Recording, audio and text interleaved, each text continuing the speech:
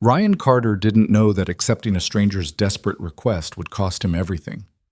Standing in a gilded ballroom surrounded by people who belonged there, he watched a CEO. Everyone envied lean close and whisper, "Please, get me out of here before he notices." The moment their eyes met, two lives collided. His, barely held together by single fatherhood and stubborn pride, and hers, trapped inside a marriage so controlling she'd forgotten what freedom tasted like. What started as one impulsive decision that night would spiral into a legal nightmare, public destruction, and a fight that would force them both to choose between safety and the truth. If you're watching from anywhere in the world, hit that like button and drop your city in the comments so I can see how far this story travels. Now let's begin. The ballroom looked like someone had taken every cliché about wealth and polished it until it hurt to look at directly. Crystal chandeliers hung from ceilings too high to feel human. Servers in uniforms sharper than Ryan's only suit glided through clusters of people who wore their money like armor. Everywhere he turned, conversations hummed with the kind of confidence that came from never worrying about rent. Ryan Carter stood near a marble pillar, checking his watch for the third time in 5 minutes. He'd promised his daughter Mia he'd be home by 9. It was already 8:15 and he still hadn't found the client he was supposed to meet. Some investor his boss insisted could change the trajectory of the firm. Ryan doubted it. He doubted most things lately. The invitation had come through work, one of those networking events disguised as charity. The cause was something vague, children's literacy maybe, or arts education. Ryan couldn't remember. What he remembered was his boss leaning over his desk saying this wasn't optional. Show up, shake hands, smile, don't embarrass us. So here he was, 32 years old, wearing a suit he'd bought on sale 4 years ago, trying not to look like he'd wandered into the wrong building. A woman in a silver gown passed him, laughing at something the man beside her said. Her jewelry probably cost more than Ryan's car. He shifted his weight, tugged at his collar. The room smelled like expensive perfume and something he couldn't name. Old money, maybe. Leather and wood polish and the faint trace of champagne that cost more per bottle than he made in a week. He thought about Mia, probably curled up on the couch with the babysitter right now, watching some cartoon he'd seen 100 times. He should have been there. He should have told his boss no, but he couldn't afford to lose this job, not with rent due in a week and Mia's school fees eating up everything else. So he smiled when he needed to, nodded at strangers, and counted the minutes until he could leave. That's when he saw her. She stood near the far side of the room, surrounded by people who leaned in when she spoke, laughed at her jokes, touched her arm like they were part of something exclusive. Elena Cross. Ryan recognized her from the name tag someone had dropped earlier, and from the way people kept glancing in her direction. She was the kind of person magazines wrote profiles about, CEO of some tech company, 30 years old, beautiful in a way that seemed intentional. Dark hair swept back. A black dress that fit like it had been designed specifically for her, diamond earrings catching the light every time she moved. She looked perfect. But Ryan had spent 2 years raising a 6-year-old on his own. He'd learned to read people the way Mia read picture books. Slowly, carefully, looking for the things that didn't match the cover. And something about Elena Cross didn't match. She smiled at the man talking to her, nodded at the right moments, sipped champagne like she was enjoying herself. But her hand, the one not holding the glass, gripped the edge of a table so hard her knuckles had gone white. Ryan looked away. Not his business. He didn't know her. He didn't know anyone here. He checked his watch again. 8:20. If he left now, he could still make it home before Mia's bedtime. He started toward the exit, weaving through groups of people who didn't notice him. "Excuse me." The voice was quiet, controlled. Ryan turned. Elena Cross stood 2 feet away, close enough that he could see the tension in her jaw. The way her breathing didn't quite match the calm expression on her face. "Yes?" Ryan said.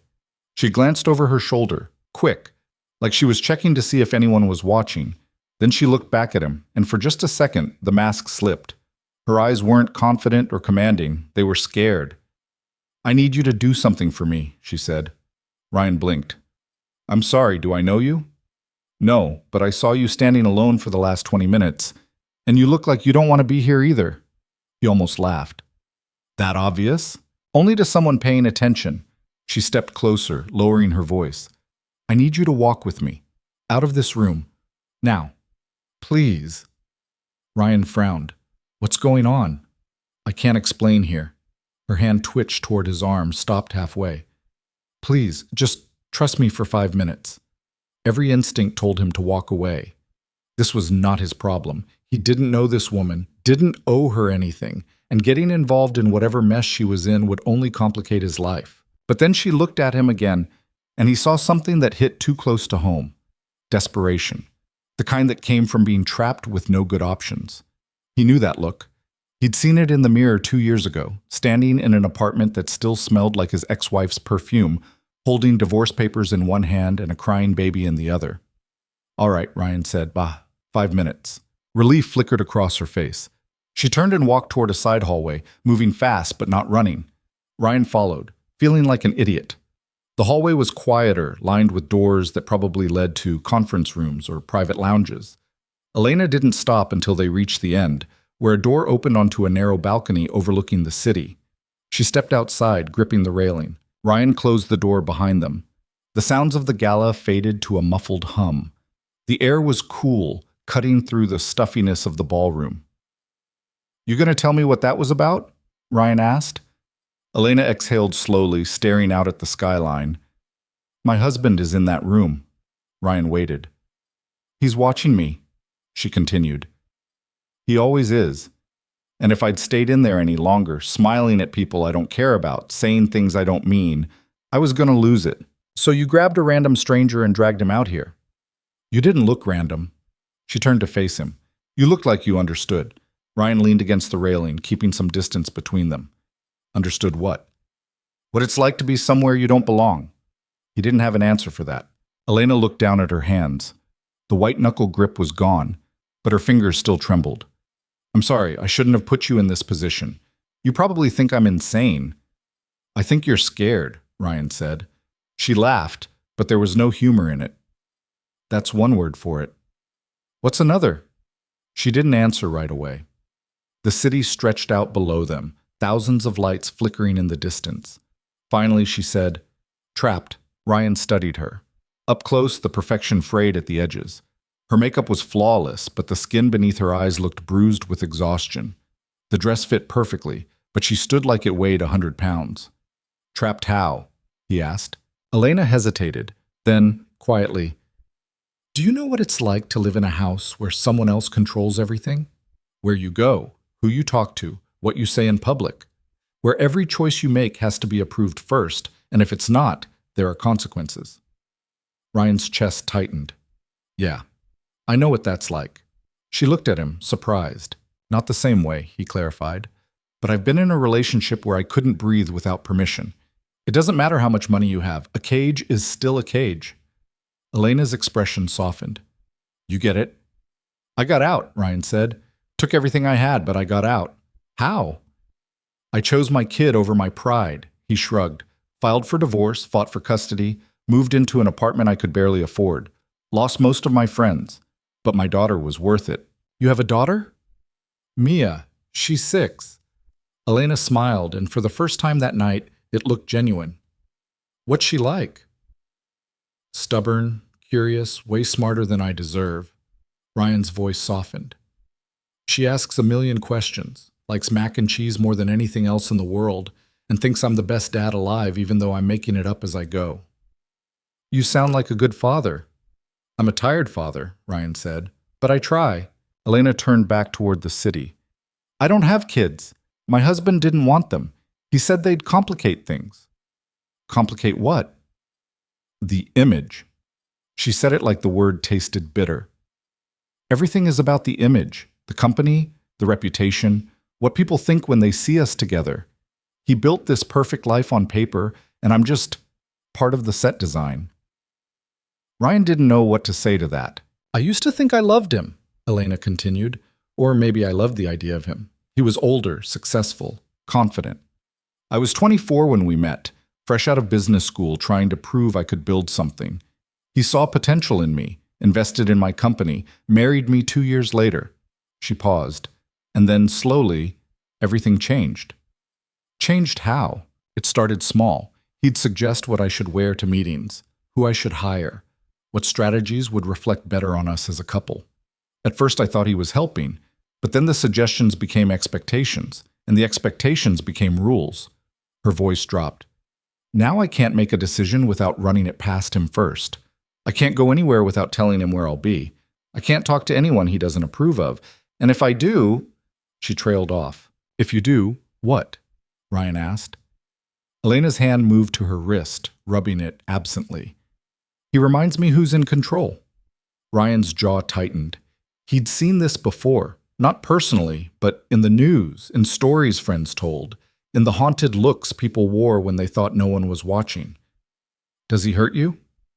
Not in ways that leave marks, Elena said quietly. Ryan felt anger coil in his chest, hot and sharp. You need to leave him. It's not that simple. It never is. But you still need to. Elena turned to face him fully. You don't understand. He's powerful, connected. If I leave, he'll destroy me. The company I built. He's on the board. The reputation I've spent years building. He controls the narrative. The people who work for me. They respect him more than they respect me. Her voice cracked. If I walk away, I lose everything. You'll lose more if you stay, Ryan said. She stared at him, eyes bright with unshed tears. You don't even know me. Why do you care? Because I've been where you are, Ryan said. And no one should have to live like that. For a long moment, neither of them spoke. The city noise filled the silence, distant traffic, the hum of the building, the faint sound of music from the ballroom. Finally, Elena wiped her eyes, careful not to smudge her makeup. I should go back. He'll notice if I'm gone too long. What happens if he does? He'll ask where I was, who I was with, and I'll lie, because that's what I do. She straightened her dress, rebuilt the mask. Thank you for listening. I know that was a lot to dump on a stranger. I'm Ryan, he said. Ryan Carter. Elena. She managed a small smile. Though I guess you already knew that. Hard to miss. She started toward the door, then stopped. Ryan? Yeah? Can I ask you something? Go ahead. When you left your marriage, were you scared?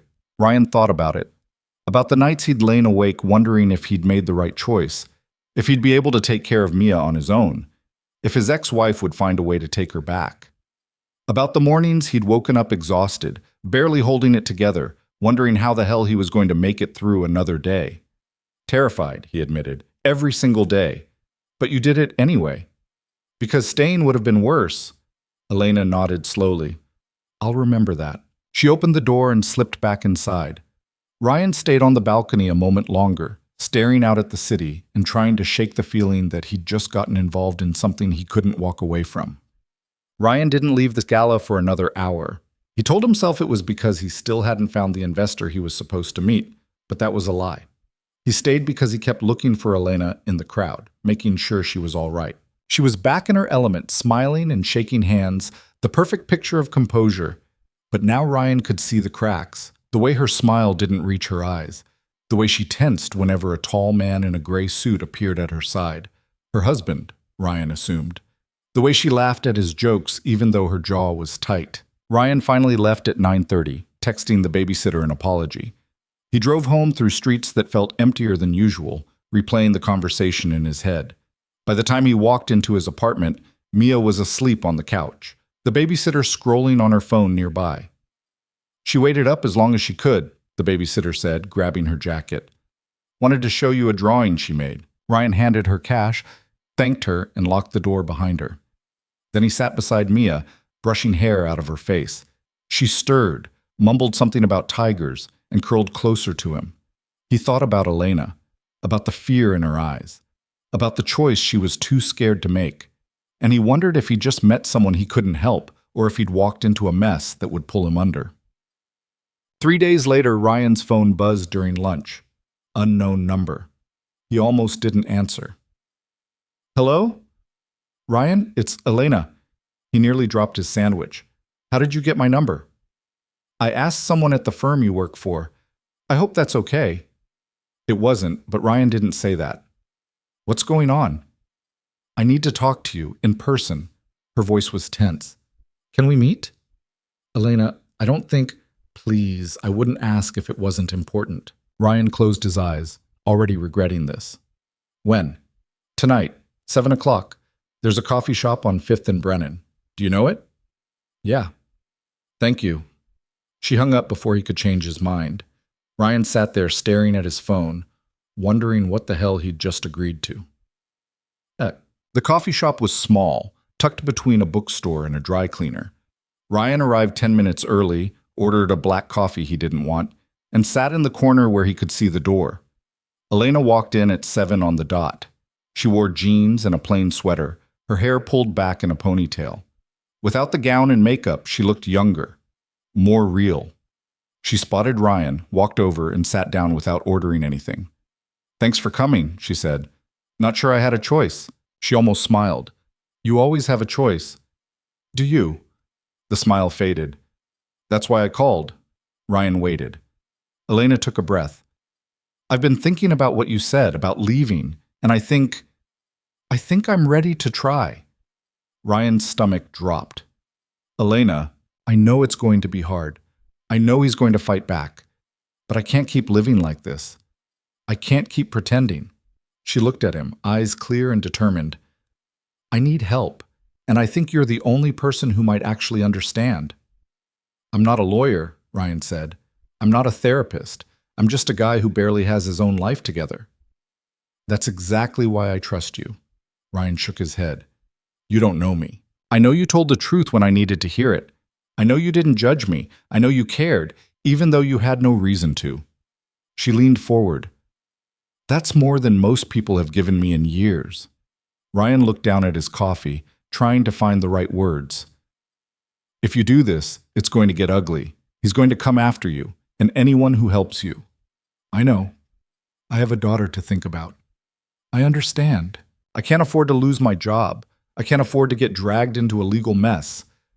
I can't—" He stopped, exhaling hard. "I want to help you, but I don't know if I can."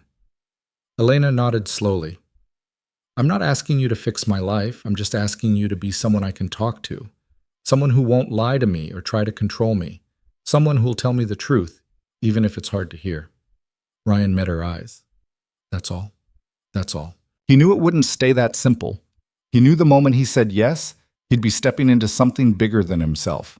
But he also knew what it felt like to be trapped, to have no one who believed you, to fight alone. "All right," Ryan said. "I'll help. But we do this smart. No reckless moves. No burning bridges until we know you can survive the fall." Elena's shoulders sagged with relief. "Thank you." "Don't thank me yet," Ryan said. "This is going to get worse before it gets better." She nodded. "I know." And somewhere, in a penthouse across the city, a man in a gray suit checked his wife's location on his phone and made a note of the coffee shop she'd been sitting in for the last 30 minutes. The meetings became a routine neither of them planned. Every few days, Elena would text, always from a different number, always careful. And they'd meet somewhere public but forgettable. A diner on the edge of town, a park bench near the river. Once, a library where the only other person was a teenager asleep over a calculus textbook. Ryan told himself he was just listening. That's all this was. She'd talk, he'd nod, offer advice when she asked for it. Nothing complicated, nothing that would spill into the rest of his life. But 3 weeks in, he started checking his phone more often. Started wondering if she was okay when he hadn't heard from her in a couple of days. Started lying to Mia's babysitter about where he was going when Elena asked to meet after work. He knew it was a mistake. He knew he was getting pulled deeper into something he couldn't control. But every time he thought about backing out, he'd remember the way Elena had looked at him on that balcony, like he was the first person in years who'd seen her as human instead of a trophy. So he kept showing up. Tonight, they sat in a booth at the back of a diner that smelled like grease and burnt coffee. Elena picked at a plate of fries she hadn't touched. Ryan nursed his third refill, watching her. "He's getting suspicious," Elena said finally. Ryan set his cup down. "About what?" "About me. About where I go. What I'm doing." She pushed a fry around her plate. "He asked me yesterday where I was Tuesday night." "What did you tell him?" "That I was working late, going over quarterly reports with the finance team." She looked up. "He didn't believe me." "How do you know?" "Because this morning he mentioned he'd called my office, spoke to my assistant, asked what time I left." Elena's voice was flat. "She told him I left at 6. I didn't get home until 9. Ryan's chest tightened. What happened? Nothing. Yet. She met his eyes. But he knows I lied, and now he's watching closer. Elena, maybe we should... Don't say we should stop meeting. Her voice sharpened. Please. You're the only thing keeping me sane right now. Ryan rubbed his face. He was exhausted. Mia had been up half the night with a nightmare, and he'd spent the morning scrambling to finish a presentation his boss needed by noon. The last thing he needed was to get tangled up in someone else's marriage. But here he was. We need to be smarter about this, Ryan said. If he's tracking you, we can't keep meeting in person. Then how? I don't know. Email? Burner phones? Something he can't trace. Elena shook her head.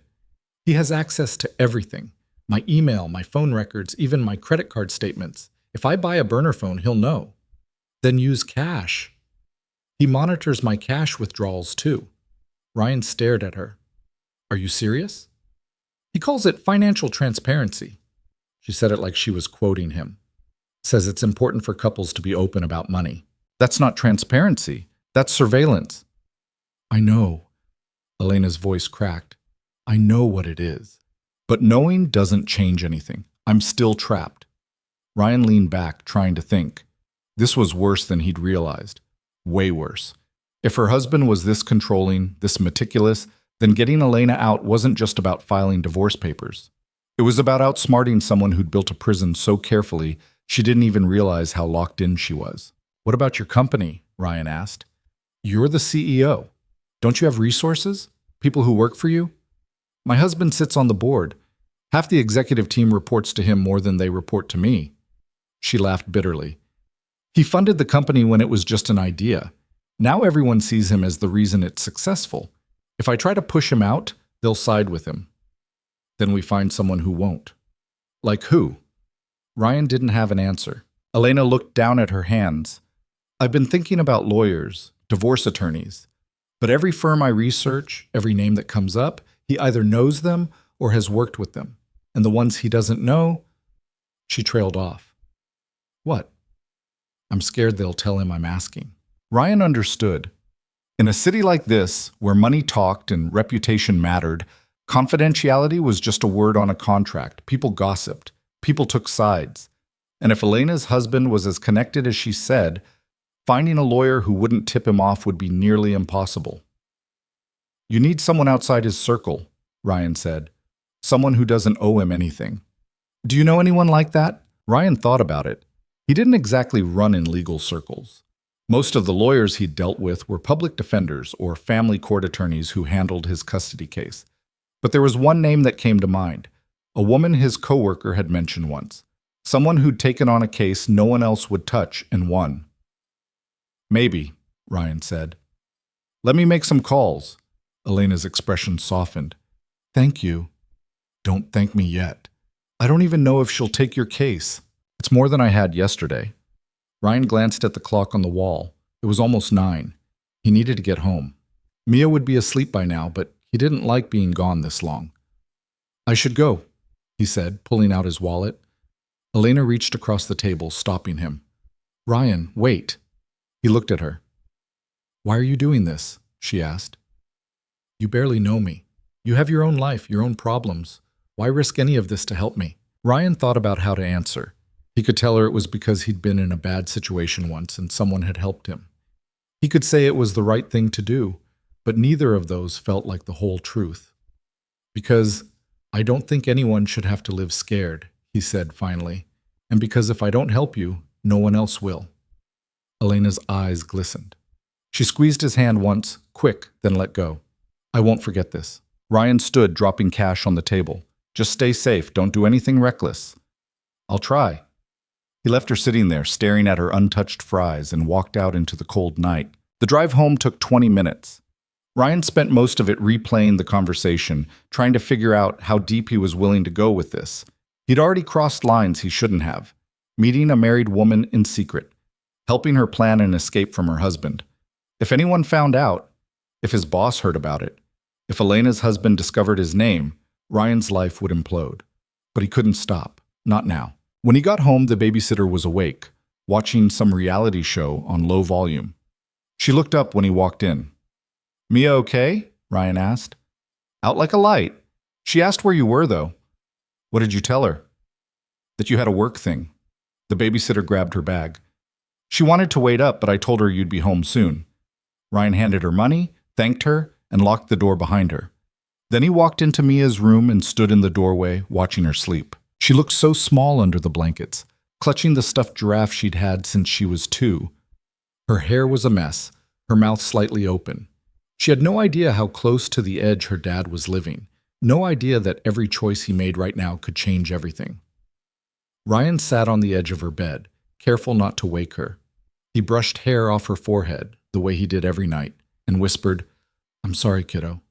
I'm trying to do the right thing." Mia stirred, mumbled something about tigers again, and rolled over. Ryan stayed there a few more minutes, then stood and walked to the kitchen. He poured himself a glass of water he didn't drink and stared at his phone. He needed to call that lawyer. He needed to figure out how to help Elena without dragging himself and Mia into the wreckage. But as he stood there in the dim kitchen light, he couldn't shake the feeling that it was already too late. The lawyer's name was Rebecca Hale, and she worked out of a small office above a bagel shop on the east side of the city. Ryan's coworker had described her as tough as hell and doesn't take crap from anyone, which sounded exactly like what Elena needed. Ryan called the next morning during his lunch break. A receptionist answered, asked what his case was about, and put him on hold for 5 minutes. When she came back, she said Ms. Hale could meet him that afternoon at 3. Ryan skipped out of work early, told his boss he had a dentist appointment, and drove across town. Rebecca Hale's office was exactly what he expected, cramped, cluttered with case files, and smelling faintly of coffee that had been sitting too long. Rebecca herself was in her mid-40s, gray-streaked hair pulled into a bun, glasses perched on her nose. She looked tired, but her eyes were sharp. "Mr. Carter," she said, gesturing to a chair. "You said this was about a friend." Ryan sat. "Yeah, she's married, wants a divorce, but her husband is controlling, connected. She's scared he'll destroy her if she tries to leave." Rebecca leaned back, studying him. "Is your friend sitting in a jail cell right now?" "No." "Hospital?" "No." "Then she's already ahead of most of the cases I take." Rebecca picked up a pen, tapped it against her desk. "Tell me more." Ryan explained everything Elena had told him.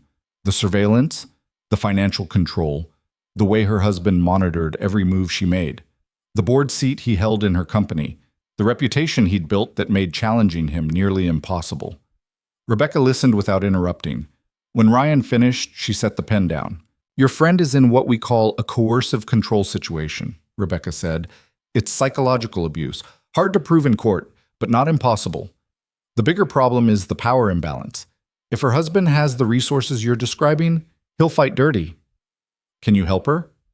"Maybe, but I need to meet her first. Hear her story in her own words. See if she's ready to commit to this." "She's ready." "You sure about that?" Ryan hesitated. "I think so." Rebecca gave him a look that said she'd heard that before. "Here's the thing, Mr. Carter. Cases like this don't end cleanly. Her husband will drag her through hell. He'll leak information, manipulate narratives, turn people against her. If she's not prepared for that, if she's not willing to lose everything temporarily to get free, then she's not ready." "She doesn't have a choice." "Everyone has a choice. The question is whether she'll make it." Rebecca pulled out a business card, handed it to Ryan. "Have her call me, directly, not through you." "Why?" "Because if this goes to court, I need to know she's making her own decisions, not following yours." Ryan took the card. "Fair enough." "One more thing." Rebecca's expression hardened. "You said you're her friend. How close?" "Close enough to want to help." "That's not what I asked." Ryan frowned. "We've met a few times, talked. That's it." "Keep it that way. If her husband finds out she's been meeting another man, especially someone helping her leave, he'll use it against her. Infidelity accusations, character assassination, all of it. You'll become a weapon in his hands." Ryan's stomach turned. "I hadn't thought about that." "You should, because the second she files for divorce, he'll start looking for ammunition. And if he finds you, both of your lives get a lot harder." Ryan nodded slowly. "I'll be careful." "Good." Rebecca stood. "Tell your friend to call me. And Mr. Carter, whatever you're doing to help her, make sure it's worth the risk, because once this starts, there's no going back." Ryan left the office feeling like he'd just been handed a loaded gun and told to be careful where he pointed it. So, Elena called Rebecca Hale 2 days later. They met privately, and when Elena texted Ryan afterward, all she said was, "She's good. Scary, but good." Ryan didn't hear from her for a week after that. He told himself it was better this way. Let the lawyer handle it, stay out of the mess. But the silence gnawed at him. When Elena finally called, her voice was shaky. "Can we meet?" "When?" "Now, please." Ryan checked the time. It was almost 8. Mia was already in bed and the babysitter was reading on the couch. "Where?" "The park. Near the playground." 20 minutes later, Ryan found Elena sitting on a bench under a streetlight. She looked wrecked, hair tangled, eyes red, hands shaking. Ryan sat beside her. "What happened?" "He found out." Her voice cracked. "I don't know how, but he knows I met with a lawyer." Ryan's blood went cold. "What did he say?" "He didn't say anything. He just looked at me, like he knew exactly what I was planning. And then he told me we were having dinner with his business partner tomorrow night, that I needed to wear the blue dress, that I needed to smile and be charming." She turned to Ryan, tears streaming down her face. "He's testing me, seeing if I'll fall in line." "Did you tell Rebecca?" "Not yet. I wanted to talk to you first." Ryan took a breath. "Okay. Here's what you do. You go to that dinner, you wear the blue dress, you smile, you play the part, and then the second you can, you call Rebecca and tell her everything." "What if he does something?" "Like what?" "I don't know. Hurt me. Lock me in. I don't know what he's capable of anymore." Ryan looked at her, this woman who'd had everything on paper and nothing where it counted. He wanted to tell her it would be okay, that she'd get through this. But he didn't believe in empty promises. "If you think you're in danger, don't go home," Ryan said. "Go to a hotel, call Rebecca, file for an emergency restraining order." "And then what?" "He'll find me. He always finds me." "Then you stop running. You stand your ground. You fight back." Elena wiped her eyes. "I'm not strong enough." "You're stronger than you think." Ryan's voice was firm. "You've survived this long. You've reached out for help. You've made it this far. That's not weakness, Elena. That's strength." She looked at him, searching his face for something, reassurance maybe, or proof that he meant it. "I'm scared," she whispered. "I know, but you don't have to do this alone." Elena leaned against him just for a second, then pulled away. "I should go. He'll notice if I'm gone too long." Ryan watched her walk to her car, hands stuffed in her pockets, shoulders hunched. She looked small, fragile, like one wrong move would shatter her completely. He sat on that bench long after she left, staring at the empty playground, and wondered how much longer he could keep pretending this wasn't going to blow up in all their faces. The explosion came faster than he expected. 2 days later, Ryan was at his desk when his boss called him into her office. She didn't look happy. "Shut the door," she said. Ryan did. "What's going on?" "I got a call this morning from a man named Marcus Cross. Said he's a major investor in one of our clients' companies." She folded her arms. "He asked about you." Ryan's heart dropped. "Asked what?" "Whether you worked here, what your role was, whether you'd been meeting with his wife." Ryan felt the floor tilt. "What did you tell him?" "I told him I couldn't discuss employee matters." She leaned forward. "Now you're going to tell me what the hell is going on." Ryan's mind raced. He could lie, say he didn't know Elena, that Marcus Cross had the wrong person, but his boss wasn't stupid and lying would only make it worse. "I met his wife at a networking event," Ryan said carefully. "She asked for advice. I gave it, that's all." "Advice about what?" "Personal stuff, her marriage." His boss's expression darkened. "Ryan, please tell me you're not involved in someone's divorce." "I'm not involved. I just listened." "That's involvement." She stood pacing. "Do you have any idea how bad this looks? A junior analyst meeting secretly with the CEO's wife while her husband is calling around trying to figure out what's happening." "I didn't know he'd call here." "Well, he did. And now I have to decide whether this is a PR nightmare waiting to happen or just a stupid mistake you made." She stopped, looked at him. "Are you sleeping with her?" "No." "Are you planning to?" "No." "Then what the hell are you doing?" Ryan didn't have a good answer. "Helping a friend?" His boss laughed, but there was no humor in it. Friends don't get their coworkers fired, Ryan. Friends don't put their company at risk. Friends don't drag innocent people into their messy personal lives. She sat back down. I like you. You're good at your job. But if Marcus Cross pushes this, if he makes this public, I can't protect you. I understand. Do you? Because from where I'm sitting, you just threw your career away for someone you barely know. Ryan stood. Is there anything else? His boss sighed. Stay away from her. Whatever you think you're doing, it's not worth it. Ryan left her office, walked back to his desk, and sat there staring at his computer screen. He couldn't focus. Couldn't think. All he could hear was his boss's voice saying, You just threw your career away. His phone buzzed. Text from Elena. He knows about you. I'm sorry. Ryan typed back, I know. We need to talk. Not tonight. He's watching me. When? I'll figure it out. Ryan set his phone down and rubbed his face. This was spiraling, fast, and he had no idea how to stop it. That night, Ryan sat at his kitchen table after Mia went to bed, staring at a glass of whiskey he'd poured and hadn't touched. His phone sat in front of him, silent. He thought about his boss's warning, about Marcus Cross calling around, digging for information, about the way Elena had looked on that bench, terrified and small. He thought about Mia, asleep down the hall, oblivious to the fact that her dad might have just destroyed their stability for someone else's problem. And he thought about the choice he'd made weeks ago, standing on a balcony, listening to a stranger ask for help. He picked up his phone and called Elena. It rang 4 times before she answered. Hello? Her voice was quiet, careful. It's me, Ryan said. Are you safe? Define safe. Can you talk? For a minute. He's in the shower. Ryan took a breath. We can't keep doing this. Meeting in secret, pretending he doesn't know. It's making things worse. I know. Then what do we do? Elena was quiet for a long moment. Then, I file. Tomorrow. Rebecca said she's ready. Ryan's chest tightened. Are you sure?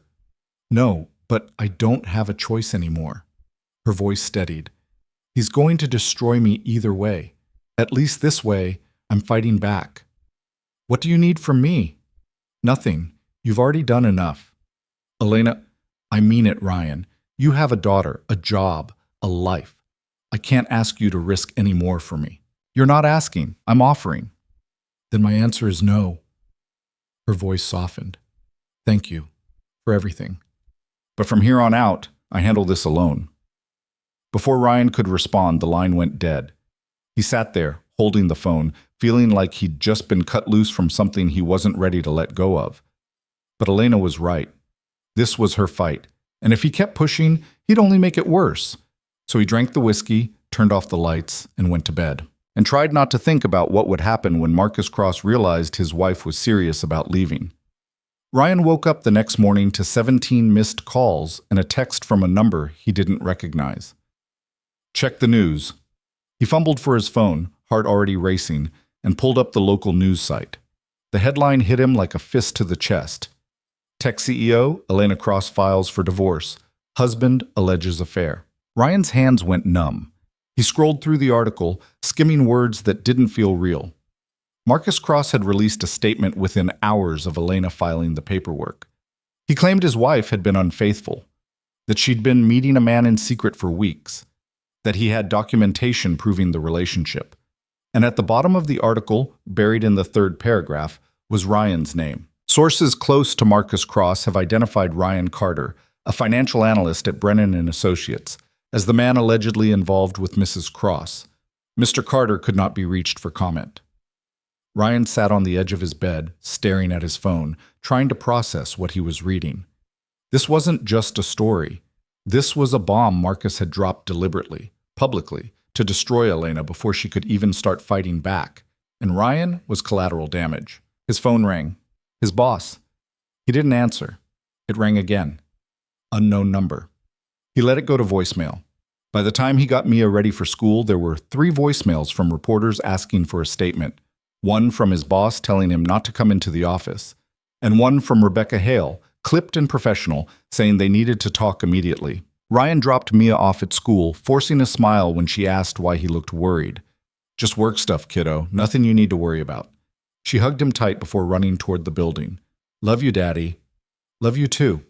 He waited until she disappeared inside, then drove to Rebecca's office. When he walked in, Rebecca was already on the phone, pacing. She gestured for him to sit. Ryan did, feeling like he was walking into an interrogation. Rebecca hung up and turned to face him. Tell me you didn't sleep with her. I didn't. Tell me you didn't do anything that could look like you slept with her. We met a few times, talked. That's it. Rebecca sat down, rubbing her temples. That's it. You realize how that sounds, right? Married woman meets single man multiple times in secret. Husband finds out. Wife files for divorce.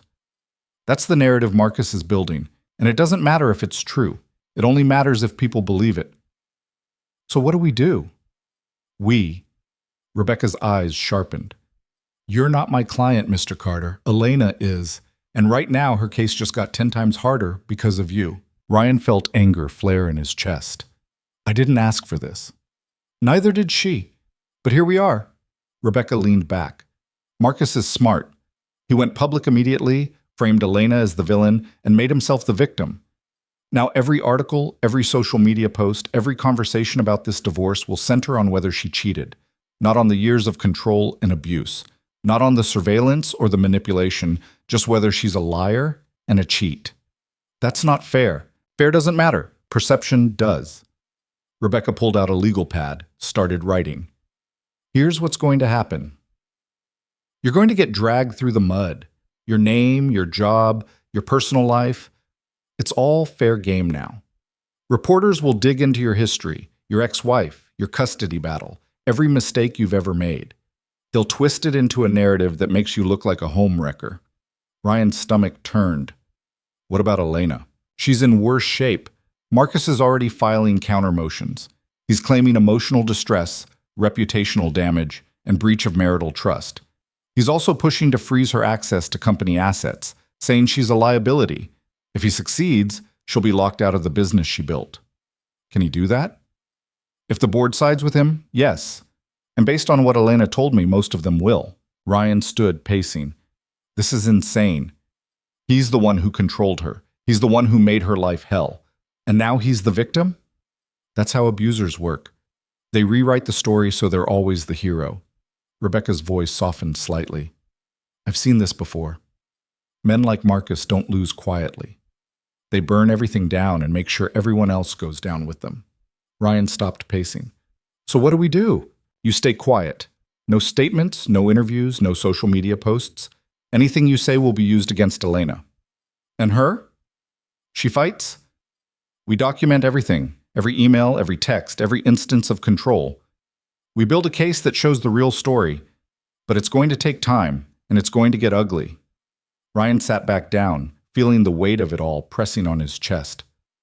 I never wanted this. I know, but you're in it now. Rebecca met his eyes.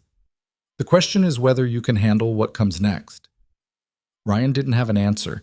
He left Rebecca's office and drove home in a daze. His phone kept buzzing, texts from coworkers, calls from numbers he didn't recognize, notifications from social media he hadn't opened in months.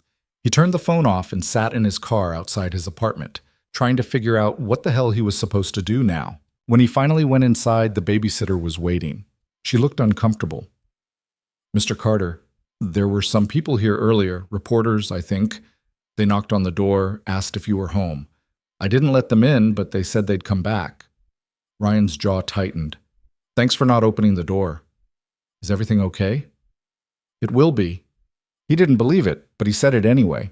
After the babysitter left, Ryan sat on the couch and turned his phone back on. There were 43 new notifications. He ignored most of them, but one message stood out. From Elena. I'm so sorry. I never wanted this to happen to you. Ryan stared at the screen, then typed back. Not your fault. Are you okay? 3 dots appeared, then disappeared, then appeared again. No, but I'm still fighting. Ryan wanted to say more. Wanted to tell her he wasn't backing down either, that he'd stand by her no matter what. But Rebecca's words echoed in his head. Anything you say will be used against her. So he just typed, stay strong, and left it at that. The next few days were a blur of chaos Ryan wasn't prepared for. His boss called and told him he was being placed on administrative leave pending an internal review. The firm didn't fire him outright. They were too careful for that. But the message was clear. He was a liability now, and they wanted distance. Ryan tried to keep things normal for Mia. He took her to school, helped with homework, made her favorite dinners. But she wasn't stupid. She noticed the way he checked his phone constantly, the way he tensed every time a car pulled up outside, the way he didn't laugh at her jokes like he usually did.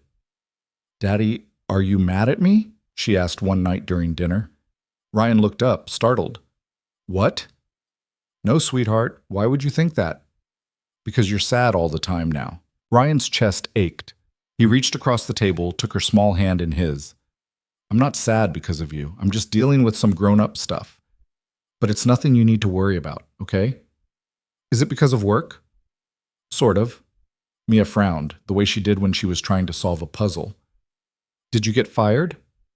"Not fired, just taking a break." "Oh."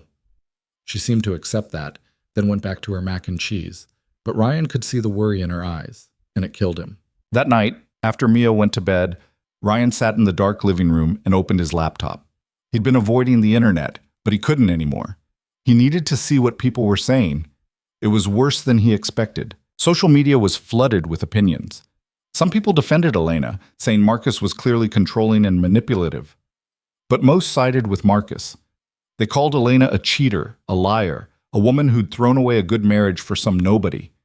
And Ryan was labeled a homewrecker, an opportunist, a deadbeat dad who should be ashamed of himself. Someone had dug up his divorce records, posted details about his custody battle, twisted the facts to make it sound like he'd abandoned his ex-wife and fought dirty to take Mia away from her. Another person found his LinkedIn, screenshotted his job title, and mocked him for thinking he could land a CEO. The comments spiraled from there. Speculation, rumors, outright lies. Ryan closed the laptop before he could read more, but the damage was done. He felt sick. His phone buzzed, text from a number he didn't recognize. "You ruined a good man's marriage. Hope it was worth it." Ryan blocked the number. Another text came through from a different one. "Stay away from other people's wives, scumbag." He blocked that one too. But they kept coming. By the end of the week, Ryan had blocked over 30 numbers. He'd deleted his social media accounts. He'd stopped answering his phone unless it was a number he recognized. And he still felt like he was drowning. Rebecca called him on Friday. "We need to meet. Elena's case is moving faster than I expected." They met at a coffee shop across town, far from anywhere Ryan usually went. Rebecca looked exhausted, dark circles under her eyes. "Marcus filed a motion to depose you," she said without preamble. Ryan's stomach dropped. "What does that mean?" "It means you'll have to give a sworn statement about your relationship with Elena. Marcus's lawyer will ask questions, and you'll have to answer truthfully. If you lie, it's perjury. I've got nothing to hide. We didn't do anything wrong. It doesn't matter. They'll twist your words, make it sound like more than it was."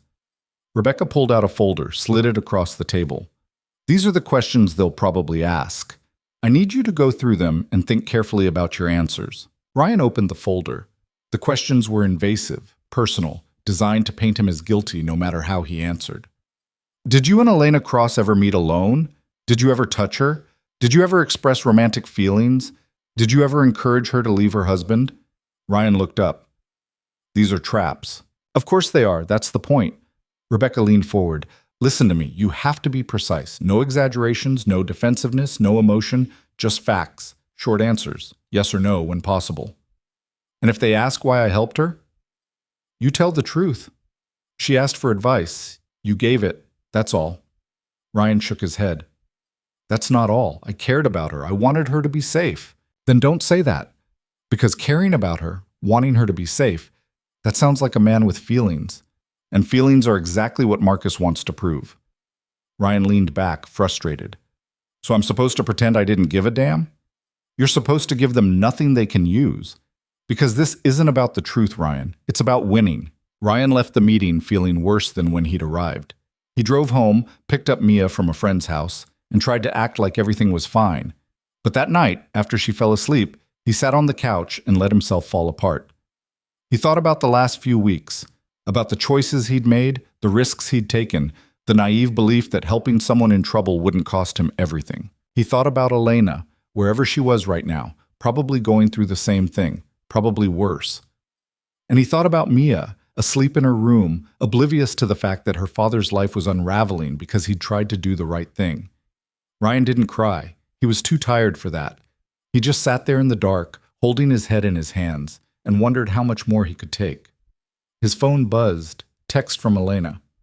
"I heard about the deposition. I'm sorry." Ryan typed back, "Not your fault." "It feels like it is." Ryan hesitated, then wrote, "Are you okay?" "Honestly? No. He froze my bank accounts. I'm staying with a friend. My board is meeting next week to discuss removing me." Ryan's chest tightened. "Can Rebecca stop that?" "She's trying, but Marcus has more influence than I thought." Ryan didn't know what to say. Everything he wanted to say, that he'd stand by her, that she wasn't alone, that they'd get through this, felt useless. So he just wrote, "Keep fighting." "You too." The deposition was scheduled for the following Tuesday. Ryan spent the weekend preparing, going over Rebecca's notes, practicing his answers until they sounded robotic. He couldn't afford to slip up. One wrong word, one moment of emotion, and Marcus would have everything he needed. Monday night, Ryan lay awake staring at the ceiling, running through the questions in his head. He barely slept. Tuesday morning, he dropped Mia off at school early and drove to the law office where the deposition would take place. Rebecca met him outside, looking grim. "Remember," she said, "short answers, no elaboration, stay calm." Ryan nodded. His hands were shaking. Inside, the room was sterile and cold. A long table, a court reporter, Marcus's lawyer, a sharp-looking woman in an expensive suit, and sitting in the corner, Marcus Cross himself. Ryan hadn't seen him in person before. Marcus was mid-40s, tall, graying at the temples, wearing a suit that probably cost more than Ryan's car. He looked calm, composed, like this was just another business meeting. Ryan wanted to punch him. The deposition started. Marcus's lawyer introduced herself, went through the formalities, then launched into the questions. "Mr. Carter, how did you meet Elena Cross?" "At a charity event." "And what was the nature of your initial interaction?" "She asked me to step outside with her. She needed to talk." "About what?" "Her marriage." "Did she indicate that she was unhappy?" "Yes." "Did you offer to help her?" "I listened, that's all." The lawyer paused, flipping through her notes. "Mr. Carter, after that initial meeting, how many times did you see Mrs. Cross?" Ryan hesitated. Rebecca had warned him about this. "I don't have an exact number." "An estimate, then." "Maybe 10 times." "Over what period?" "A few weeks." "And these meetings, where did they take place?" Ryan listed the locations: coffee shops, parks, the diner, each one sounding more damning than the last. "Did you ever meet in private residences?" "No." "Did you ever meet in hotel rooms?" "No." "Did you ever engage in physical contact with Mrs. Cross?" Ryan's jaw tightened. "No." "Not even a hug? A hand on the shoulder?" "No." The lawyer leaned forward. "Mr. Carter, did you encourage Mrs. Cross to leave her husband?" Ryan looked at Rebecca. She gave a small nod. "I told her she deserved to be safe," Ryan said carefully. "That's all." "Did you tell her you cared about her?" Ryan hesitated. This was the trap. If he said yes, it sounded romantic. If he said no, it sounded like he was lying. "I told her I wanted her to be okay," Ryan said, "the same way I'd want anyone in a bad situation to be okay." "Did you have romantic feelings for Mrs. Cross?" Ryan met the lawyer's eyes. "No." "Did Mrs. Cross ever express romantic feelings for you?" "No." "Then why did she keep meeting with you?" "Because I listened, because I didn't judge her, because she had no one else to talk to." The lawyer smiled, like she'd just gotten exactly what she wanted. "So you became her confidant, her support system, the person she turned to instead of her husband." Her husband was the problem. Allegedly. Ryan's hands curled into fists under the table. Rebecca touched his arm, a silent warning. The questions continued for another hour, each one designed to chip away at Ryan's credibility, to make him look guilty, to paint Elena as a cheater and Ryan as the man who'd helped her do it. By the time it ended, Ryan felt like he'd been taken apart and put back together wrong. Marcus's lawyer stood, shook hands with Rebecca, and left. Marcus lingered for a moment, looking at Ryan. "You have no idea what you've done," Marcus said quietly. Ryan stood, met his eyes. "I know exactly what I've done. I helped someone get away from you." Marcus's expression didn't change. "She'll regret it, and so will you." He walked out, leaving Ryan standing there, shaking with anger. Rebecca touched his arm. "Let's go." Outside, Ryan leaned against the building, trying to steady his breathing. "How bad was it?" he asked. Rebecca didn't sugarcoat it. "Bad. They'll use your answers to build a narrative that you were more involved than you were. That you manipulated Elena. That you're the reason the marriage failed. That's not true. Truth doesn't matter, remember?" Ryan closed his eyes. "What happens now?" "Now we wait. Marcus will use the deposition in court. Elena will have to counter it. And you," Rebecca paused, "you need to prepare for things to get worse." "Worse than this?" "Much worse." Ryan drove home in silence. When he picked up Mia from school, she asked if he was okay. "Just a long day, kiddo." That night, after Mia went to bed, Ryan sat on the couch and stared at his phone. He thought about texting Elena, but what was there to say? They were both drowning, and neither of them had a lifeline. His phone buzzed. Unknown number. He almost didn't answer, but something made him pick up. "Mr. Carter? Who is this?" "My name is Jordan Wells. I'm a reporter with the Tribune. I'm doing a piece on the Cross divorce, and I was hoping to get your side of the story." Ryan's stomach sank. "I have nothing to say. I understand you're in a difficult position, but people are already talking. If you don't tell your side, Marcus Cross's version is the only one anyone will hear." I said, "I have nothing to say." "Mr. Carter, I've been looking into Marcus Cross. I think there's more to this story than what's being reported.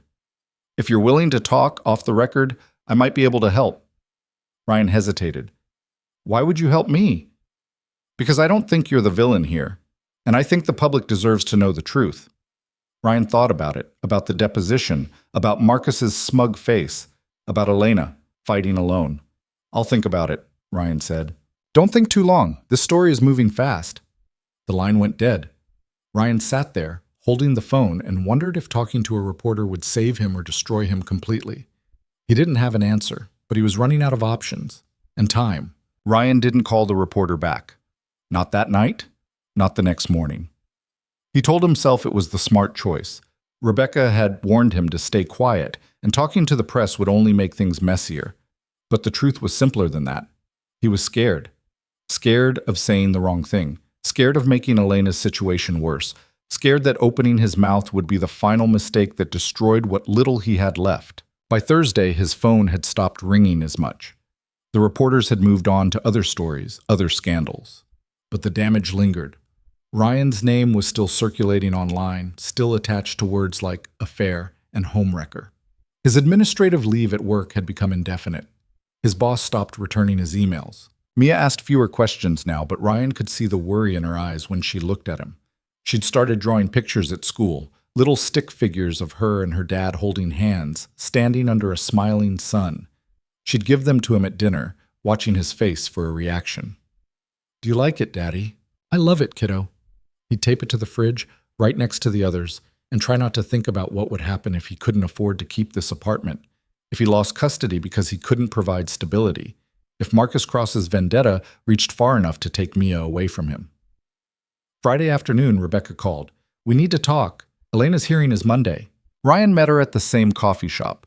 Rebecca looked worse than before, hair pulled back in a messy bun, eyes bloodshot, a coffee cup she kept refilling like it was the only thing keeping her upright. "Marcus is pushing for full control of the company," Rebecca said. "He's arguing that Elena's mental state makes her unfit to lead, that the affair," she said the word with disgust, "proves she's unstable and unreliable. That's insane, that strategy. If he can paint her as emotionally compromised, the board will side with him. And if he controls the company, he controls her income, her reputation, everything." Ryan leaned back. "What does Elena say?" "She's holding it together, barely. Rebecca rubbed her eyes. But here's the problem. We need someone to testify on her behalf. Someone who can speak to her character, her state of mind, the reality of what Marcus put her through. Ryan's chest tightened. You want me to testify? You're the only one who knows what she was going through, the only one she confided in.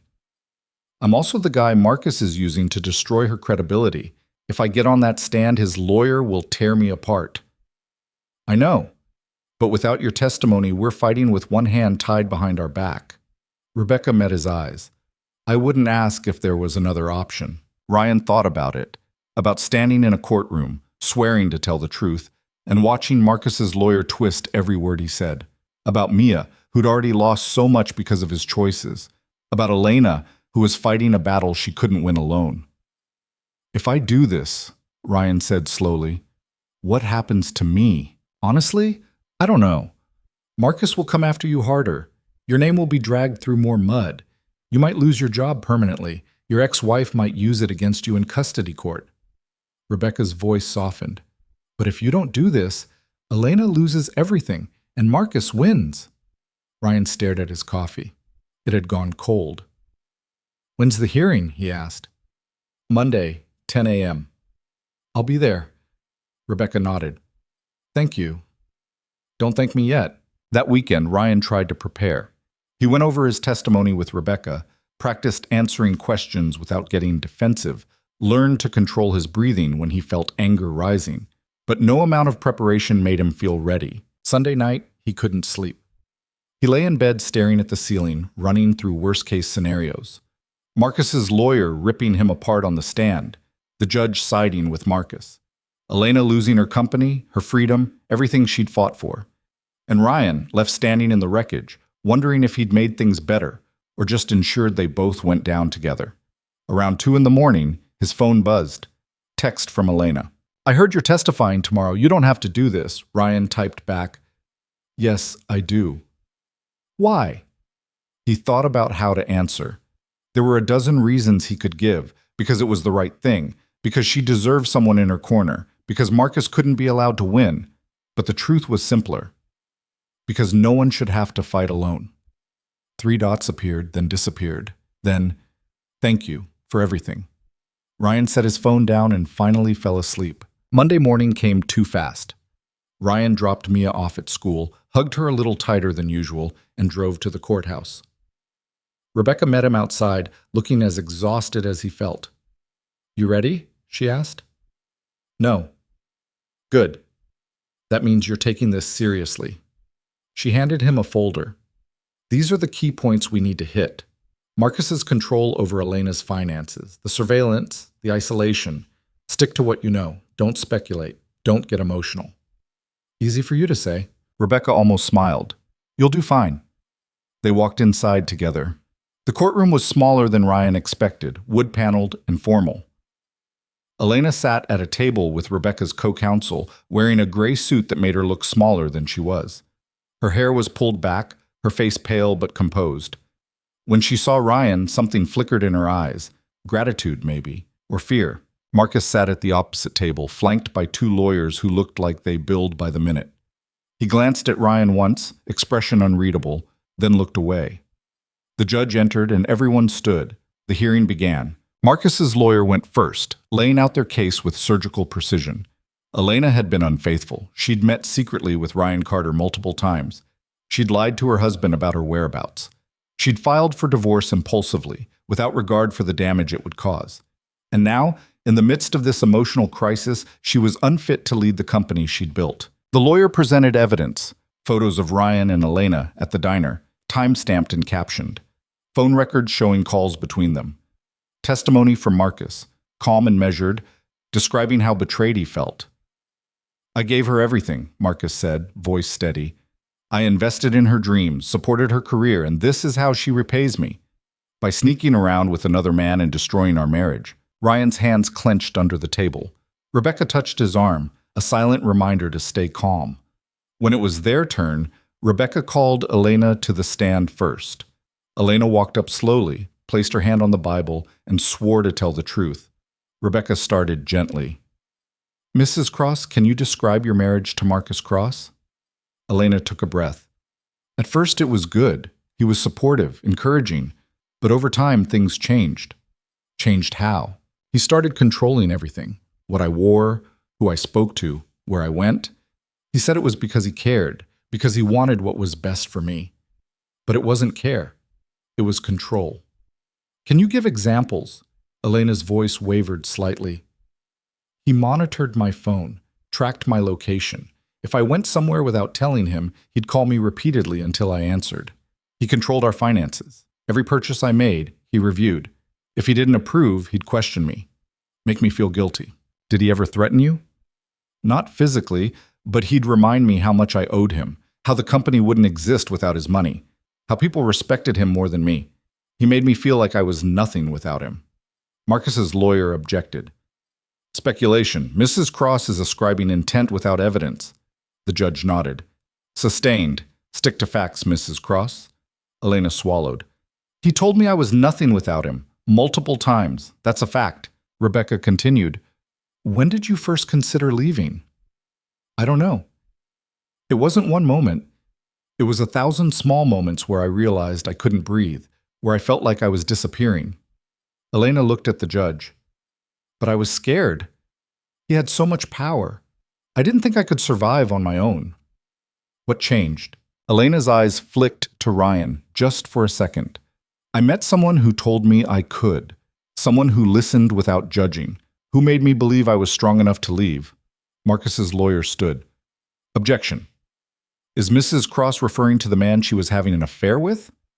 I wasn't having an affair, Elena said, voice sharpening.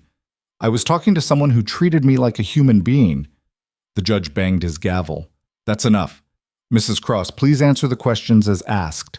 Rebecca guided Elena through more questions about Marcus's surveillance, his financial control, the fear she lived with every day. Elena answered carefully, but Ryan could see the toll it was taking. Her hands shook, her voice cracked. By the time Rebecca said, "No further questions," Elena looked like she might collapse. Marcus's lawyer stood for cross-examination. She smiled, polite and cold. Mrs. Cross, you claim your husband controlled you, but you're a CEO, a successful businesswoman. If you were truly trapped, why didn't you leave sooner? Elena hesitated. It's not that simple. Why not? You have money, resources, independence. What stopped you? Fear, and the belief that I couldn't do it alone. So you waited until you found someone else, someone to replace your husband. No, that's not... You met Ryan Carter, a single father, someone vulnerable, impressionable, and you confided in him, spent time with him, let him believe he was helping you. The lawyer leaned forward. But wasn't he really just a way out? A safety net so you wouldn't have to be alone? That's not true. Then why didn't you tell your husband about these meetings? Elena's jaw tightened. Because he would have stopped me. Because he controlled who I could talk to. Or because you knew it was inappropriate. Rebecca stood. Objection. Counsel is badgering the witness. Sustained. The judge looked at Marcus's lawyer. Move on. The lawyer smiled. No further questions. Elena stepped down, looking shaken. Rebecca whispered something to her and Elena nodded, wiping her eyes. Then Rebecca called Ryan to the stand. Ryan's legs felt unsteady as he walked up. He placed his hand on the Bible, swore the oath, and sat down. Rebecca approached. Mr. Carter, how did you meet Elena Cross? At a charity event, she asked me to step outside, said she needed to talk. What did she tell you? That she was trapped, that her husband controlled everything, that she didn't know how to leave. What did you say? I told her I understood, that I'd been in a bad relationship before, that leaving was hard but possible. Did you encourage her to have an affair? No, I encouraged her to be safe, to get help, to consider leaving if she wasn't happy. Rebecca nodded. Did you have romantic feelings for Mrs. Cross? Ryan met her eyes. No, I cared about her as a person, as someone who deserved better, but it wasn't romantic.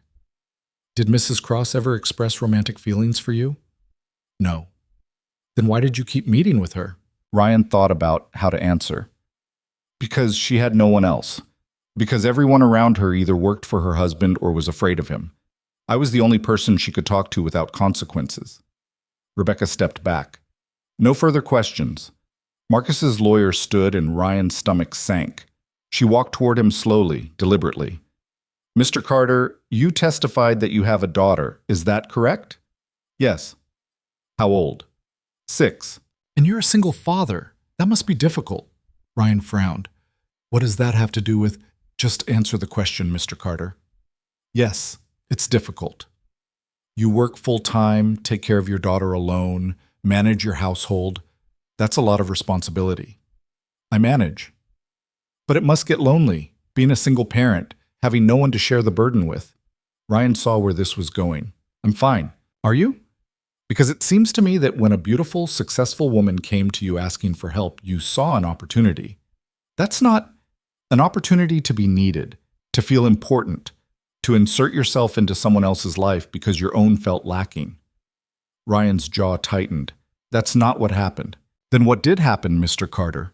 A married woman confides in you, meets with you repeatedly, tells you things she doesn't tell her husband, and you expect us to believe there was nothing more to it?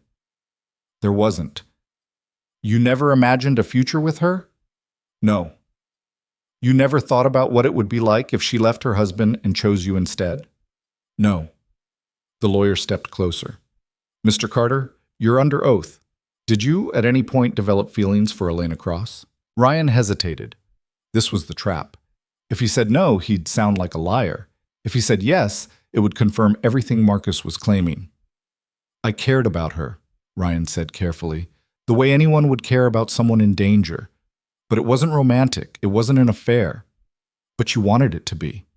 No. You wanted to be her hero, her savior, the man who rescued her from her terrible husband. I wanted her to be safe, that's all. The lawyer smiled. No further questions. Ryan stepped down, feeling like he'd just been gutted. Rebecca gave him a small nod, but he couldn't tell if he'd helped or made things worse. The hearing continued for another hour. More testimony, more evidence. Marcus's lawyer painted Elena as unstable and Ryan as a manipulative opportunist. Rebecca countered with documentation of Marcus's control, bank statements showing monitored withdrawals, emails where Marcus dictated Elena's schedule, testimony from a former employee who'd seen Marcus berate Elena in front of the staff. But it wasn't enough. Ryan could see it in the judge's face, the skepticism, the doubt. When the hearing finally ended, the judge said he'd issue a ruling within a week. Outside the courthouse, Ryan found Elena standing alone on the steps. She looked hollow. How bad? Ryan asked. Bad. Elena's voice was flat. His lawyer made me sound like a cheater and a liar. Made you sound like an opportunist. And the evidence we had, she trailed off. It wasn't enough. Rebecca did her best. I know, but Marcus is better at this. He's been preparing for this fight his whole life. I've only been preparing for a few weeks. Ryan didn't know what to say. He wanted to tell her it would be okay, that they'd win, that justice would prevail. But he didn't believe it. What happens now? He asked. We wait. The judge decides if Marcus gets control of the company. If he does, Elena's voice broke. If he does, I lose everything. Ryan reached out, then stopped himself.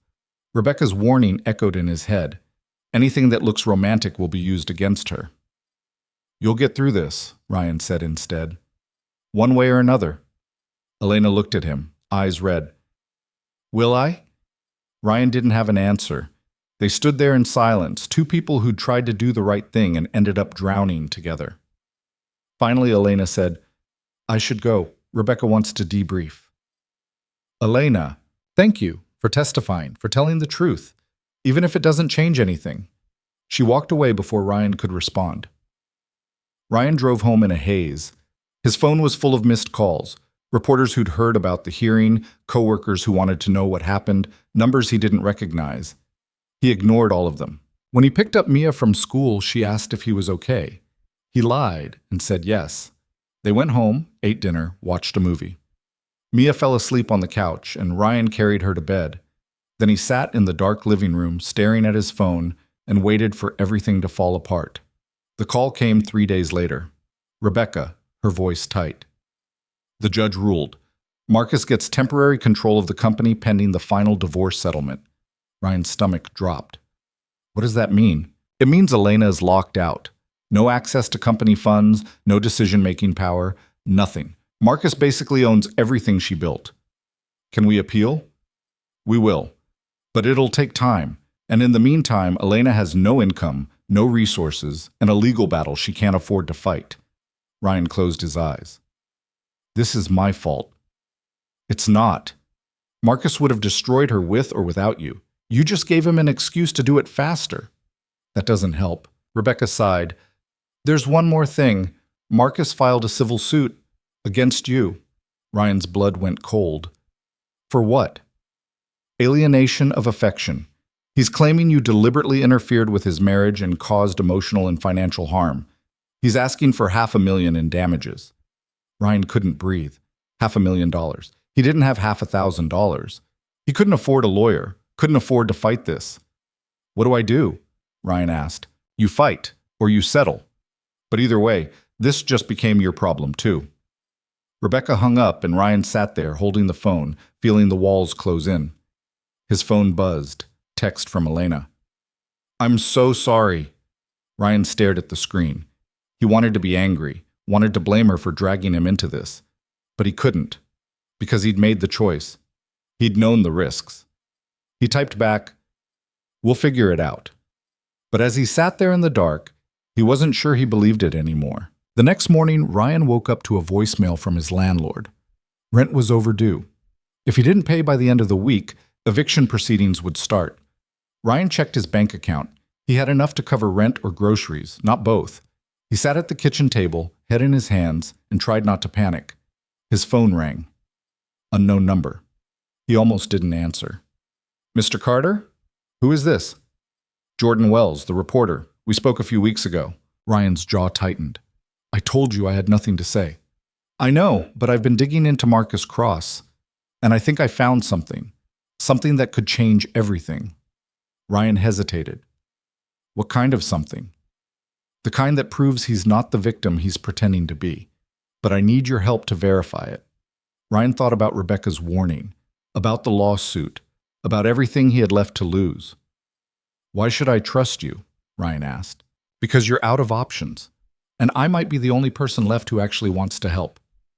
Ryan closed his eyes. He thought about Elena, locked out of her own company, about Mia, who deserved better than a father drowning in debt, about himself standing at the edge of a cliff with nowhere left to go. What do you need? Ryan asked, and just like that, he stepped off the edge. Jordan Wells met Ryan at a diner 2 towns over, the kind of place where nobody asked questions, and the coffee tasted like it had been sitting since morning. Ryan arrived first, sitting in a corner booth where he could see the door. He was jumpy now, always looking over his shoulder, always waiting for the next piece of bad news to land. Jordan walked in 10 minutes later, mid-30s, rumpled jacket, carrying a messenger bag that looked like it had seen better days. He slid into the booth across from Ryan and pulled out a laptop without bothering with small talk. I'm going to show you something, Jordan said, opening a folder on his screen.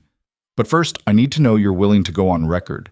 No anonymous sources. Your name attached to this story. Ryan's stomach twisted. If I do that, Marcus will come after me even harder. He's already coming after you. $500,000 lawsuit, right? Jordan didn't wait for confirmation.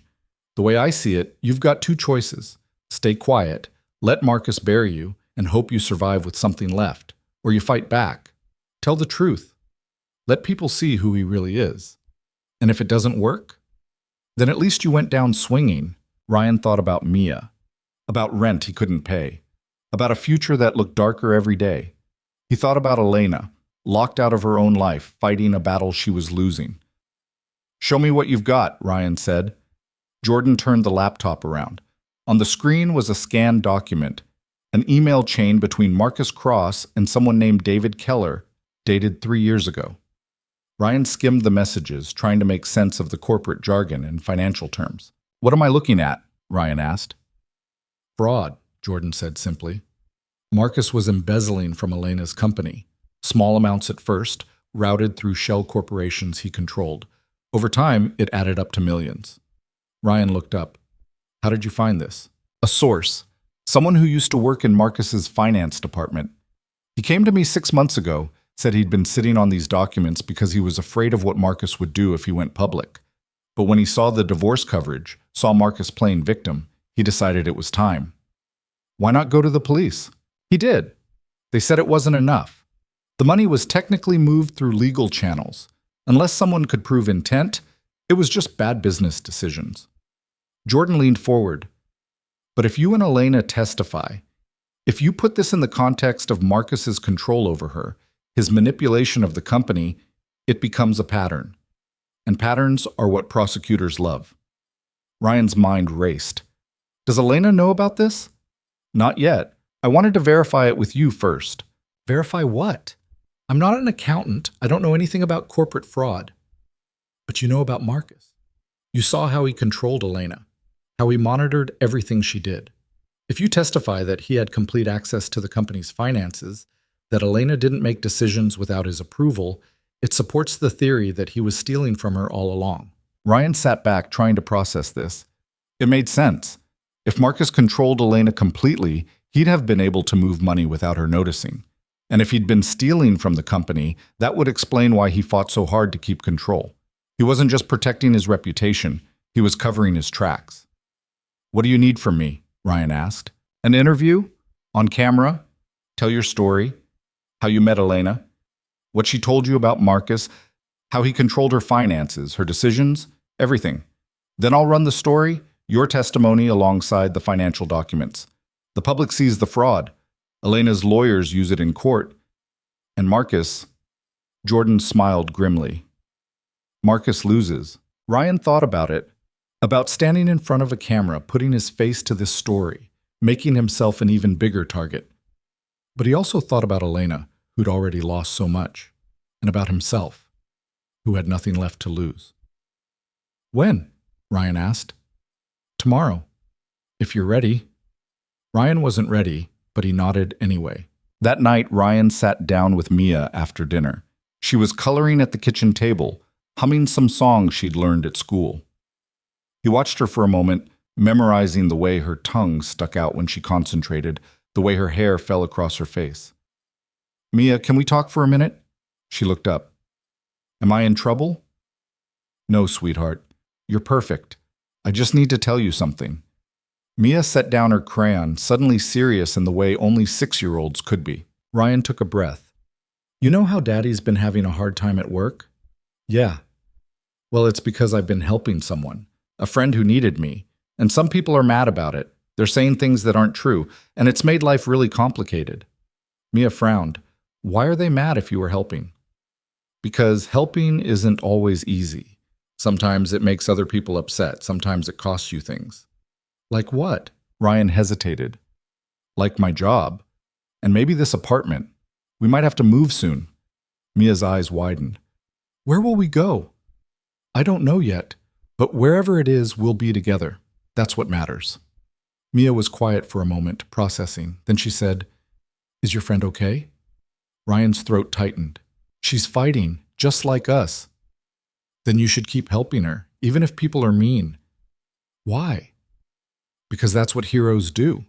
They help people even when it's hard. Ryan pulled Mia into a hug, holding her tight. She didn't understand the full picture, the lawsuit, the eviction notice, the way his life was unraveling. But she understood the part that mattered. Helping people was worth it, even when it cost you everything. I love you, kiddo, Ryan whispered. I love you too, Daddy. The next day, Ryan met Jordan at a small studio across town. There was a camera set up, a chair positioned in front of a plain backdrop, lights that made the room feel too bright. Jordan handed Ryan a microphone. Just tell the truth. Start from the beginning. How you met Elena, what she told you, what you saw. Ryan sat down, feeling the weight of the camera's eye on him. He thought about Marcus, who would see this, about Elena, who was counting on him, about Mia, who thought her dad was a hero. My name is Ryan Carter, he began, and I want to tell you about Elena Cross. He talked for 30 minutes, about the gala, about the fear in Elena's eyes, about the meetings in coffee shops and parks where she'd told him things she couldn't tell anyone else, about Marcus's surveillance, his financial control, the way he'd made her feel like she was nothing without him. Ryan didn't hold back. He talked about his own doubts, his fear of getting involved, the nights he'd lain awake wondering if he was doing the right thing. He talked about the deposition, the hearing, the way Marcus had twisted everything into a weapon. And then he talked about the documents Jordan had shown him, the fraud, the embezzlement, the pattern of control that went beyond a marriage and into criminal territory. Marcus Cross isn't a victim, Ryan said, looking directly at the camera. He's a man who spent years building a prison around his wife, stealing from her company, and manipulating everyone around him. And when she finally tried to escape, he did what abusers always do. He blamed her, made her look like the villain, tried to destroy her before she could expose him. Jordan stopped recording. That was good. Really good. Ryan felt drained. What happens now? I write the story. It goes live tomorrow morning. Then we see what happens. Ryan drove home, his hands shaking on the steering wheel. He just made himself the biggest target in Marcus Cross's sights. There was no going back now. That night he barely slept. He kept checking his phone, waiting for something, threats, messages, anything. But there was nothing, just silence. The story went live at 6 a.m. Ryan saw it on his phone before he even got out of bed. The headline read, "The Real Victim, Inside Elena Cross's Fight Against a Controlling Husband." Below it was Ryan's interview, alongside the financial documents Jordan had obtained. The article laid out everything, the surveillance, the embezzlement, the systematic destruction of Elena's autonomy. It included quotes from the former employee, testimony from the court hearing, and Ryan's first-hand account. By 7 a.m., the story was trending. By 8, other news outlets were picking it up. By 9, Ryan's phone was exploding with messages. Rebecca called first. "Have you seen the news?" "Yeah." "This changes everything. I'm filing an emergency motion to freeze Marcus's assets and reopen the hearing. If the judge sees this, he'll have to reconsider." "What about Elena?" "She's safe, staying with a friend. But Ryan, you need to be careful. Marcus is going to retaliate." Ryan thought about this $500,000 lawsuit, the eviction notice, the life he was already losing. Let him. The retaliation came faster than Rebecca expected. By noon, Marcus's lawyers issued a statement calling the story defamatory and unsubstantiated. They threatened to sue Jordan, the Tribune, and Ryan for damages. But the public wasn't buying it. Social media erupted with support for Elena. People who'd worked with Marcus came forward, sharing their own stories of his manipulation and control. Employees from Elena's company spoke anonymously about how Marcus had ruled through fear. And then, 3 days after the story broke, the district attorney announced an investigation into Marcus Cross's financial dealings. Ryan was at home when Rebecca called with the news. They're opening a criminal case. Fraud, embezzlement, everything. If they find enough evidence, Marcus could face charges. Ryan exhaled, feeling something loosen in his chest. What does that mean for Elena? It means she has leverage. If Marcus is facing criminal charges, he'll want to settle the divorce quickly, get it over with before the trial. She'll get her company back, her freedom, everything. And me? Rebecca paused. The civil suit might go away. Marcus won't want to draw more attention to himself, but I can't promise anything. Ryan didn't care about promises. He cared that Elena was going to be okay. The settlement came 2 weeks later. Marcus agreed to relinquish control of Elena's company, drop the civil suit against Ryan, and accept a divorce with no financial claims. In exchange, Elena agreed not to pursue charges for the emotional abuse. It wasn't perfect. Marcus walked away with his reputation damaged but not destroyed. The criminal investigation was still ongoing, but prosecutors warned it could take years. But Elena was free, and that was enough. Ryan didn't see her until a month after the settlement. She called him one evening, asked if they could meet. He agreed, and they met at the same park where they'd talked so many times before. Elena looked different, still tired, still carrying the weight of everything she'd been through. But there was something else now, a steadiness that hadn't been there before. "I wanted to thank you," Elena said, "for everything, for believing me, for standing by me when no one else did." "You don't have to thank me." "Yes, I do. You risked everything, your job, your home, your daughter's stability, and you did it for someone you barely knew." Ryan shrugged. Seemed like the right thing to do. Elena smiled, but her eyes were sad. "I heard you're still looking for work." "Yeah, turns out being the guy in a scandal doesn't make you very employable. I'm rebuilding my team, hiring people I trust, people who stood by me." She paused. "I'd like you to consider working for me. A consulting position. Good pay, flexible hours. Enough to get back on your feet. Ryan stared at her. Elena, I'm not a tech guy. I don't know anything about your industry. I don't need a tech guy. I need someone who tells the truth, someone I can trust, someone who won't try to control me. She met his eyes. I need someone like you. Ryan thought about it. About Mia, who deserves stability. About rent he couldn't pay. About a future that was still uncertain. Okay, he said. I'll think about it. That's all I ask. They sat in silence for a moment, watching the sun set over the city. What are you going to do now? Ryan asked. Elena took a breath. Rebuild. The company, my life, everything. It won't be easy, but I'm not afraid anymore. I know who I am now, what I'm capable of, and I know I can do this. You always could. Maybe. But I didn't believe it until now. Ryan stood. I should get home. Mia's waiting. Elena stood too. Ryan? Yeah? Thank you for seeing me. When no one else did. Ryan nodded. Take care of yourself, Elena. You too. 6 months later, Ryan was working at Elena's company. The pay was good enough that he'd caught up on rent, paid off some debt, and stopped lying awake at night wondering how he'd survive. Mia was thriving. She'd made new friends at school, started drawing pictures of things other than stick figures holding hands. She still asked about Daddy's friend, and Ryan told her the truth in ways a 6-year-old could understand. That sometimes helping people is hard. That doing the right thing costs you things, but that it's worth it. Elena had rebuilt her company slowly, carefully. She'd cleaned house, fired the board members who'd sided with Marcus, brought in people she trusted, restructured everything from the ground up. It wasn't easy. There were days when she called Ryan into her office, looking exhausted, and asked if she was doing the right thing. Ryan always told her the same thing, that she was strong enough, that she'd survived worse, that she'd get through this too. They weren't together. That part of the story, the romance, the happy ending, didn't happen. Elena needed time to figure out who she was outside of Marcus's control. Ryan needed time to rebuild his life, focus on being a father, figure out his own path forward. But they were friends, real friends, built on trust and honesty, and the shared experience of surviving something that should have destroyed them both. One evening, Ryan picked Mia up from school and found her clutching a drawing. She handed it to him proudly. I made this for you, Daddy.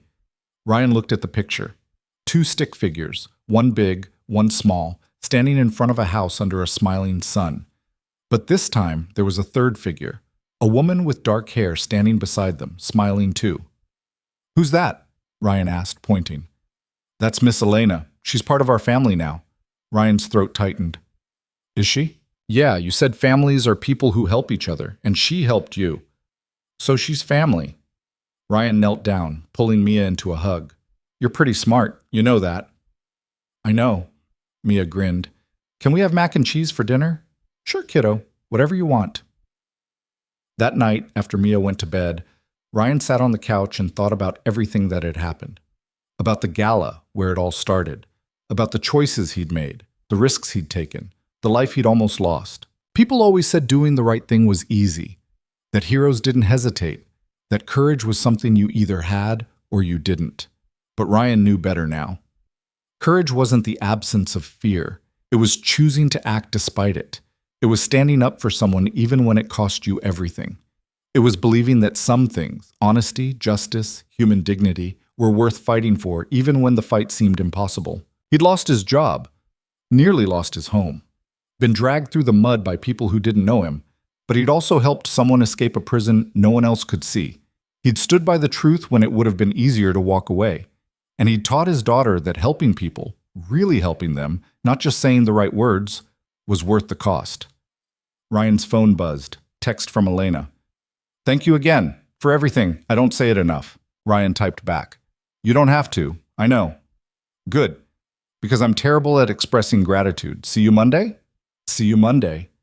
Ryan set his phone down and looked at Mia's drawing, still sitting on the coffee table.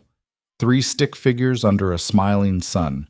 A family built not on blood or romance or easy answers, but on something more important. On showing up for each other. On telling the truth. On fighting for what mattered, even when the cost seemed too high. He thought about Marcus, who'd built his life on control and manipulation, and who'd lost everything when the truth finally came out. About Elena, who'd found her strength by refusing to stay silent. About himself, who'd learned that sometimes the bravest thing you can do is help someone else be brave. There were no guarantees, no promises that things would stay stable, that Elena's company would succeed, that Ryan's life wouldn't fall apart again. But that was the point, wasn't it?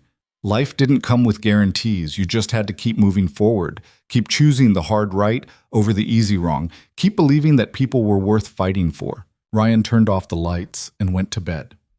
Tomorrow, he'd drop Mia at school, go to work, keep building the life he'd nearly lost. Tomorrow, Elena would face another day of rebuilding her company, proving to the world that she was more than Marcus had tried to make her. Tomorrow, they'd both keep moving forward, one day at a time, one choice at a time. And that, Ryan thought as he drifted off to sleep, was enough. Not perfect, not easy, but enough. Because sometimes the best endings aren't about everything working out perfectly. They're about surviving, about fighting back, about finding out who you are when everything else is stripped away, and learning that you're stronger than you ever thought possible.